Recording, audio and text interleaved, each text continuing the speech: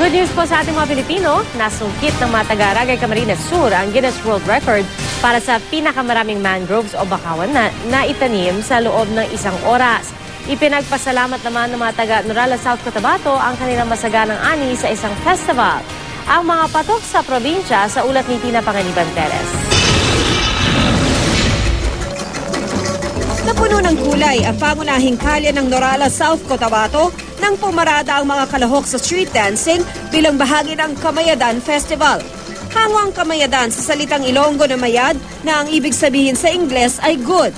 Idinaos ang festival bilang pasasalamat sa magandang ani sa Norala na itinuturing na biggest rice producer sa South Cotabato.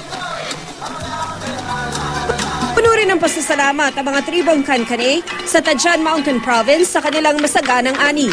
Nagsama-sama sila sa tradisyong minanapan nila sa mga ninuno at buhay na buhay pa rin.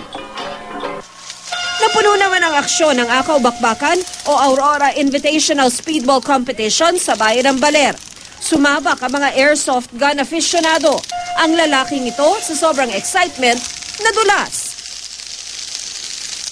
Animo yung mga sundalo sa war zone ang mga kalahok.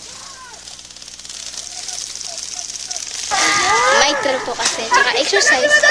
Marami kang magiging kaibigan. Lahat ng estado sa buhay makakasama. Guinness World Record naman sa pagtatanim ng puno ang nakuha ng mga taga-Barangay Rafael sa Aragay Camarines Sur. Nakapagtanim sila kasama ang ilang volunteer ng pinakamaraming mangrove sa loob ng isang oras. Mahigit 1,000,000 at 900. Bahagi ito ng programang El Verde ng lokal na pamahalaan. Ayon sa Guinness, sila ang unang record holder sa nasabing kategorya.